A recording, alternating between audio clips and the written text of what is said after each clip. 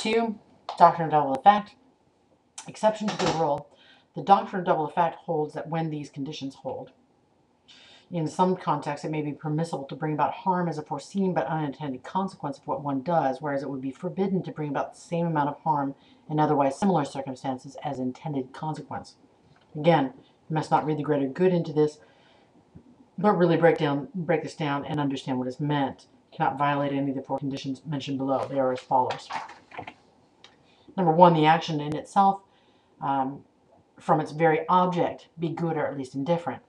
The action cannot be something that is evil in itself. Torture, for example, would not be justified according to this principle. Performing surgery to remove a life-threatening uterine cancer from the pregnant woman may be permitted, since the action is not evil in itself, even though it may incidentally cause abortion. How could this be? Performing a hysterectomy is not morally impermissible. It falls into the, well, it is a moral act, but they say it's a moral act. I would say it was a neutral area. And the initial act, or the precipitating factor in possible death, is not the removal of the child, but the removal of the uterus. You must learn to consider what acts you are performing first, and which are a direct result of the first action. Intention and action are closely related, and some students get confused when we speak of intention. Intention is not merely a mental operation, but the action that flows out of that. Number 2, the good effect and not the evil effect be intended. The intention of the action must always be to bring about the good effect. For example, giving increasingly high doses of morphine at the end of life to relieve suffering, even though this might bring about the end of life. If my intention is to give a lethal dose to ultimately eliminate suffering, and I knowingly do that, I am violating DDE. The good effect be not produced by means of the evil effect. The evil effect, for example, abortion, can only be incidental byproduct of the act, not the means to the good effect. Keep that in mind. Again, reminder that I must consider the action and what is at stake. Ending a life to save another will never be considered under DDE. We will look to another theory to find what we need in order to do that. Number 4, there be a proportionally grave reason for permitting the evil act. It cannot be used in trivial cases. For example, can justify bringing about an abortion in the case of someone with life-threatening cancer, but not in the case of someone who simply needs minor surgery. There are examples: terror bombing and strategic bomber, guinea pig and the direction of resources, the removal of a cancerous uterus and a craniotomy. Terror bombing and the strategic bomber. The terror bomber deliberately drops bombs on civilians during wartime in order to terrorize the enemy population and cause the enemy leaders to sue for peace. The strategic bomber does not aim deliberately at civilian deaths, but in order to secure an important military objective, he or she is willing to drop bombs on the military target, in the knowledge that some civilians nearby will be killed. Suppose that the cases are parallel in other respects, the number of civilian deaths brought about and the importance of the military objective.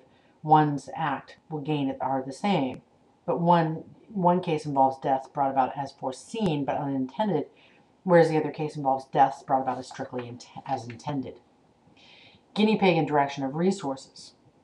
Suppose that a new disease endangers many lives. Doctors have available a limited supply of medicine to cope with the disease. In guinea pig, some patients stricken with the disease are deliberately allowed to languish and die without medicine. The doctors observe the progress of the disease and are thus enabled to help future patients more effectively. For example, by 1947, penicillin had become the standard treatment for syphilis. Choices might have included treating all syphilitic patients and closing the study, or splitting off a control group for testing with penicillin. Instead, the Tuskegee scientists continued the study, withholding the penicillin and information about it from the patients. In addition, scientists prevented participants from accessing syphilis treatment programs available to others in the area.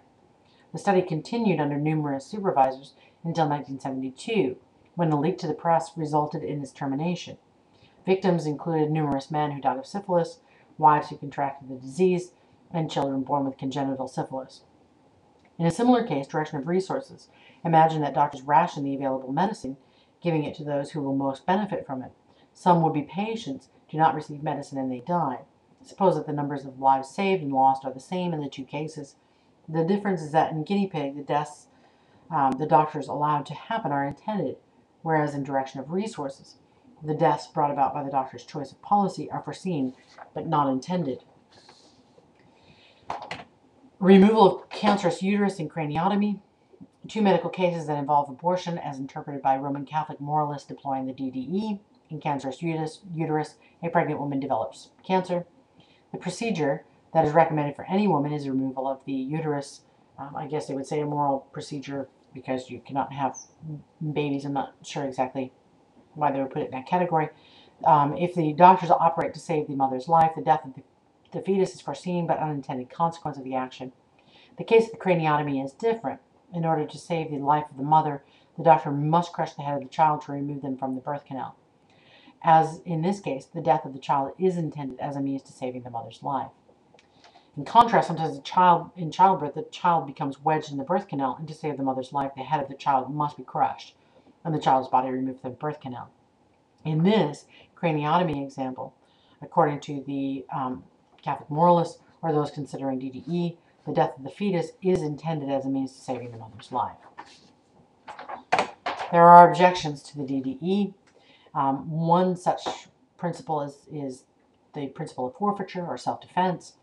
Self-defense is permissible because the aggressor loses his right to life once he threatens another. And this goes along with Thomas Aquinas' idea of the doctrine of double effect. One thought is that I intend his death, but the act is permissible nonetheless. Another thought is perhaps my intention is not to kill, but to defend myself. It brings up another objection, which is it is not clear what counts as intended and unintended consequences in the application of DDE. More than one thing may be intended. Things may vary depending on how things are described. It may seem that the result of applying DDE will vary depending on how a given case happens to be described, but whether my act is right or wrong can hardly turn on how it happens to be described. In one commentator's words, the worry is if, as political protest, I throw a bomb into a football crowd causing an explosion or killing several people, are their deaths intended means to my protest or an inevitable consequence of it? On what principles do we decide whether the explosion alone is included in the means or whether we must count both explosion and deaths as part of the means? So this week I will be giving you some interesting problems to deal with, and you have Philippia Foot. So go ahead and read the Philippia Foot article, and that will make more sense to you as to the idea of killing and letting die.